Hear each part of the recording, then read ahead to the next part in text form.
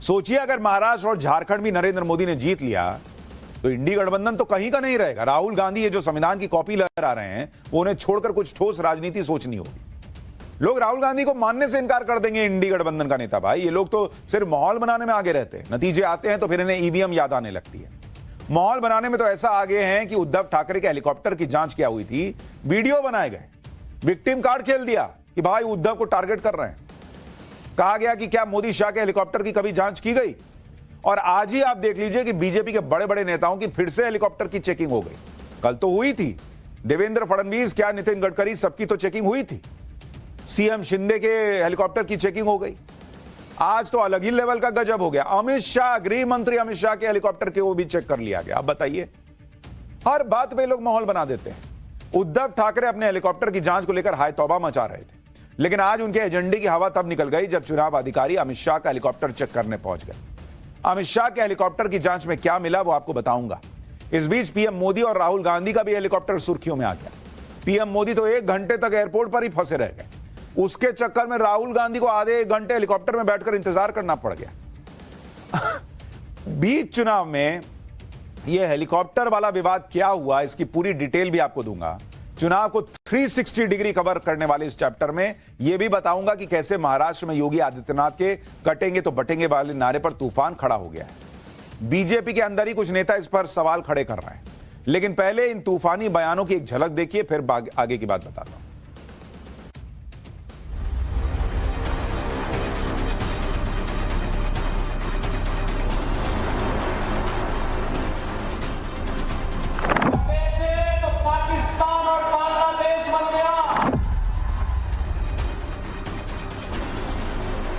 एक स्टेट के chief minister आते हैं और वो बोल देते हैं बटेंगे कटेंगे, तुरंत हमने बताया कि ये कि उत्तर प्रदेश नहीं है, नॉर्थ में ये चलता होगा।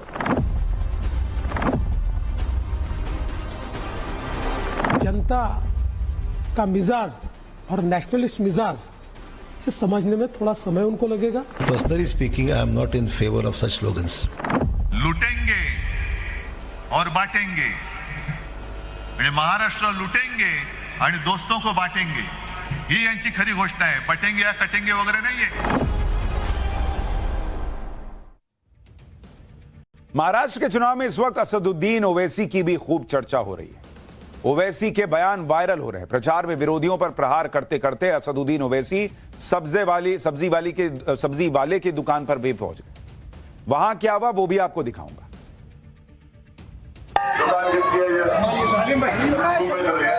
टमाटर कैसा किलो है? ये आलू कैसा किलो है? आलू 40 रुपये हो गया।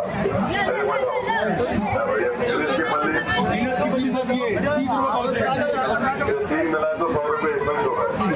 कद्दू कैसा किलो है? 40 हो गया। फूल गोभी 60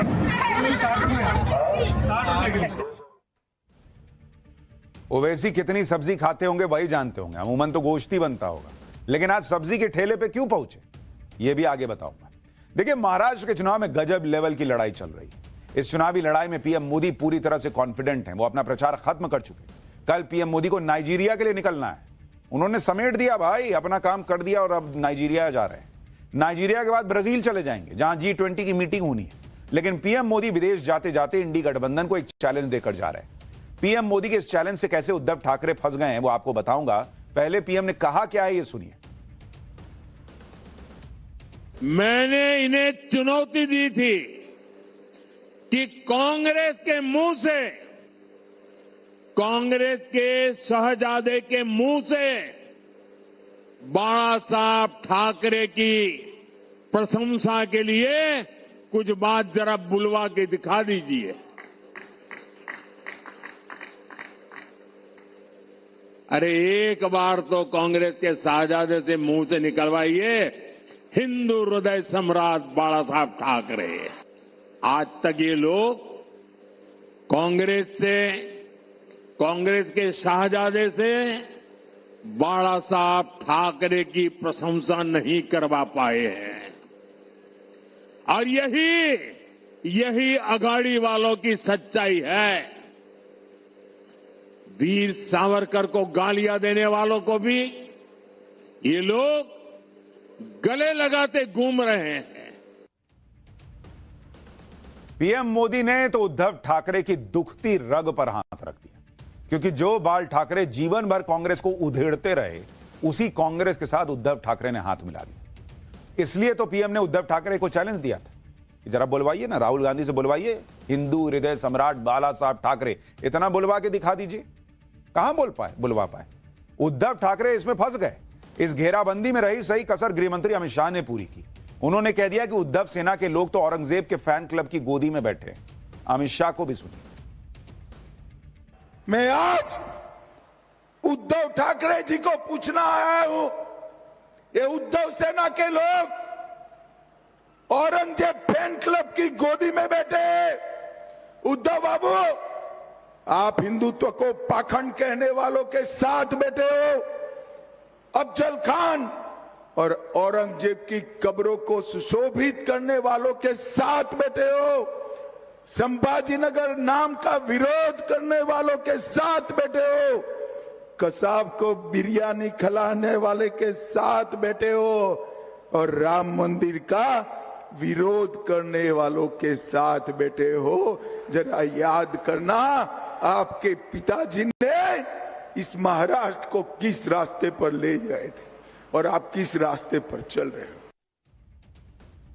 दरअसल इस चुनाव में यह भी तय होना है कि बाला साहब ठाकरे की विरासत किस शिवसेना के पास रहेगी, शिंदे वाली शिवसेना या उद्धव ठाकरे वाली शिवसेना। और इसलिए मोदी, शाह, पूरी बीजेपी बाला साहब ठाकरे की विरासत की याद दिला रही है। वो बता रही है कि उद्धव ठाकरे उसको कैरी नहीं कर पा रहे। जो जिन लोगों से उन्होंने गठबंधन किया है वो तो बाला साहब ठाकरे की एक तारीफ नहीं कर सकते, वीर सावरकर की तारीफ नहीं कर सकते, ताकि वोटर को समझ में आए कि अरे यार ये कैसे हो सकते हैं असली वारिस जो अपने पिता की तारीफ नहीं करवा पा रहे। पीएम मोदी और अमित शाह के डबल अटैक से उद्धव ठाकरे तिल मिला गए, क्योंकि उनके पास मोदी शाह के अटैक का कोई जवाब नहीं है। जवाब देंगे भी क्या? उनके पिता बाला साहब ठाकरे तो जिंदगी भर कांग्रेस के धुर विरोधी रहे।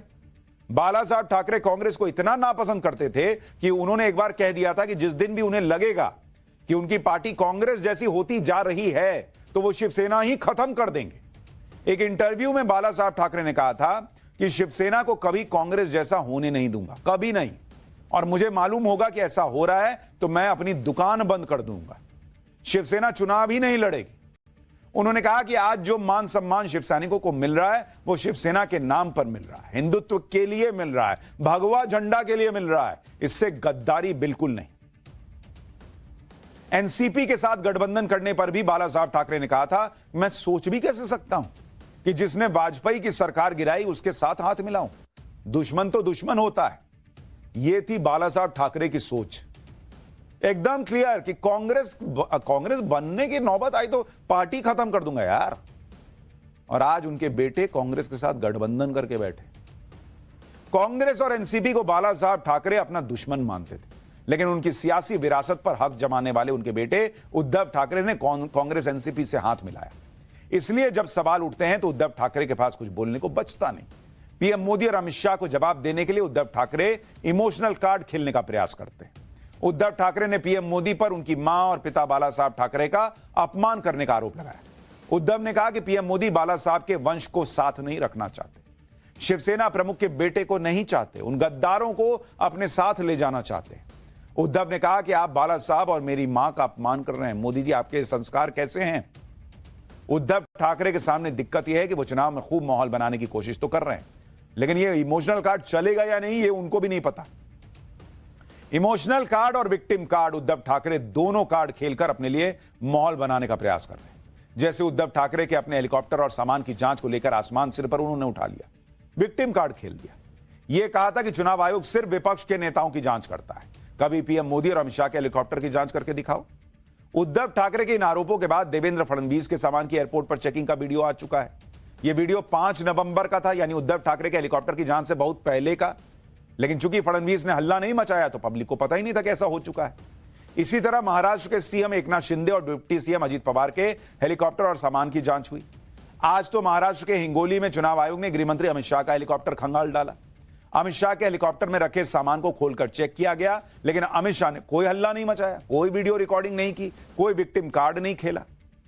हेलीकॉप्टर जांच पर अमित शाह ने सोशल मीडिया पोस्ट पर बताया कि आज चुनाव आयोग के अधिकारियों के उनके हेलीकॉप्टर की जांच की। भाजपा निष्पक्ष चुनाव और स्वस्थ चुनाव प्रणाली में विश्वास रखती है और माननीय चुनाव आयोग द्वारा बनाए गए सभी नियमों का पालन करती है। एक स्वस्थ चुनाव प्रणाली में हम सभी को अपना योगदान देना चाहिए। अमित शाह की यह नसीहत किसके लिए है, ये बताने की जरूरत तो है नहीं। जब अमित शाह के हेलीकॉप्टर की भी जांच हो गई तो उद्धव ठाकरे पूरी तरह एक्सपोज हो गए। शिवसेना नेताओं से कुछ बोलते नहीं बना तो कहने लगे कि यह जांच तो सिर्फ दिखावा है, आधी अधूरी जांच की गई। खाने का डिब्बा क्यों नहीं चेक किया, हेलीकॉप्टर के अंदर क्यों नहीं चेक किया। फेस सेविंग के लिए शाह के हेलीकॉप्टर की चेकिंग की, पीएम मोदी का हेलीकॉप्टर चेक नहीं किया।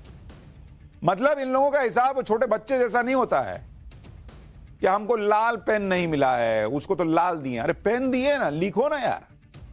पहले कह रहे थे कि सिर्फ विपक्ष के नेताओं की चेकिंग से परेशान है, अब चेकिंग हो गई तो खाने का डिब्बा नहीं चेक किया, तो डिब्बा चेक किया तो उसमें मसाला कौन सा पड़ा था ये नहीं चेक किया। वैसे आज चुनाव में दिन भर हेलीकॉप्टर का मुद्दा छाया रहा। एक तरफ झारखंड के देवघर एयरपोर्ट पर पीएम मोदी के प्लेन में टेक्निकल खराबी आ गई, दूसरी तरफ राहुल गांधी का हेलीकॉप्टर करीब 2 घंटे तक झारखंड के गोड्डा में फंसा रहा। राहुल गांधी हेलीकॉप्टर में बैठकर इंतजार करते रहे। राहुल गांधी के हेलीकॉप्टर के फंसने पर कांग्रेस ने विवाद खड़ा कर दिया। अब नरेंद्र मोदी के प्लेन में टेक्निकल एरर आया तो कोई दिक्कत नहीं हुई। पीएम मोदी के हेलीकॉप्टर के एयरक्राफ्ट में आई खराबी पर अपडेट भी है कि झारखंड में पीएम मोदी के प्लेन में खराबी आने के बाद वो दूसरे प्लेन से दिल्ली गए। पीएम मोदी के स्पेशल एयरफोर्स के प्लेन में दिक्कत आ गई थी, जिससे पीएम मोदी 2 घंटे तक झारखंड के देवघर एयरपोर्ट पर फंसे रहे। बिहार के जमुई में रैली करने के बाद पीएम मोदी को 80 किलोमीटर दूर देवघर से दिल्ली के लिए उड़ान भरनी थी। पीएम मोदी बिहार में भगवान बिरसा मुंडा की 150वीं जयंती के कार्यक्रम में शामिल होने गए।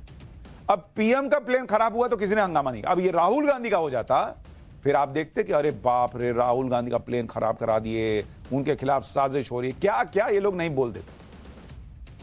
पीएम मोदी भी झारखंड में थे, राहुल गांधी भी झारखंड में रैली करने गए थे, लेकिन झारखंड के गोड्डा में राहुल गांधी का हेलीकॉप्टर फंस गया। उनके हेलीकॉप्टर को उड़ान का क्लियरेंस नहीं मिला। कांग्रेस का दावा है कि राहुल गांधी 2 घंटे फंसे रहे, हेलीकॉप्टर में बैठकर इंतजार करते रहे। कांग्रेस ने आरोप लगाया कि इस तरह की घटना से राहुल गांधी की जान को खतरे में डाला गया। केंद्र के इशारे पर उनकी सुरक्षा से खिलवाड़ हुआ। कांग्रेस ने आरोप लगाया कि इन सबके पीछे बीजेपी है, जिसने जानबूझकर ऐसा करवाया। मोदी सरकार राहुल गांधी को रोकने के लिए इस स्तर पर आ गई। मैंने आपको कहा था मच्छर काट लेगा ना उनको तो ये लोग कहेंगे कि मच्छर में कुछ उसको पिला के भेजे होंगे कि जाओ डस देना राहुल गांधी। गजब लेवल की पॉलिटिक्स करते हैं ये लोग। कांग्रेस का कहना है कि उनसे चुनाव आयोग से इसकी शिकायत की है। उद्धव ठाकरे ने हेलीकॉप्टर जांच पर विक्टिम कार्ड खेला। राहुल गांधी के हेलीकॉप्टर को लेकर ठीक वही दाव अब कांग्रेस खेल रही है। एक तरफ महाराष्ट्र में बीजेपी हिंदू वोटों को एकजुट कर रही है, एक रहेंगे तो सेफ रहेंगे जैसे नारे दे रही है, वोट जिहाद का आरोप लगा रही है। दूसरी तरफ राहुल गांधी खटाखट फटाफट गारंटियों के भरोसे हैं, कास्ट सेंसस के भरोसे हैं, संविधान को खतरे में बताकर पीएम मोदी को ठीक वैसे ही हमला कर रहे हैं टीम पीएम पर जैसे वो लोकसभा चुनाव में कर रहे थे। यानी महाराष्ट्र चुनाव आ गया, लेकिन राहुल गांधी के पास न ज्यादा कुछ कहने को है, न नया कुछ करने को है और कहने को है। सुनिए आज भी राहुल गांधी ने पीएम मोदी को उस हमले का कैसे जवाब दिया जिसमें पीएम मोदी ने कहा था कि राहुल गांधी के संविधान के पन्ने तो कोरे कागज निकले। नरेंद्र मोदी जी कहते हैं कि राहुल गांधी लाल किताब दिखा रहा है। नरेंद्र मोदी जी, इसका रंग जरूरी नहीं है, जो इसके अंदर लिखा है, जो आपने पूरी जिंदगी भर नहीं पढ़ा है, वो जरूरी है। क्योंकि अगर आप इस किताब को खोल देते और इसको पढ़ लेते तो जो आप करते हो, जो नफरत फैलाते हो, एक धर्म को दूसरे धर्म से लड़ाते हो, अरबपतियों का लाखों करोड़ रुपए कर्जा माफ करते हो, देश में नफरत हिंसा फैलाते हो, वो आप नहीं करते। राहुल गांधी की कहानी कहीं से शुरू हो, घूम फिर के अडानी अंबानी पे ही आती है। राहुल गांधी और इंडी गठबंधन को लग रहा है कि वो संविधान की कॉपी लहराकर ही पीएम मोदी को हरा दे, लेकिन पीएम मोदी के खिलाफ संविधान वाले नैरेटिव की हवा तो हरियाणा चुनाव में निकल चुकी।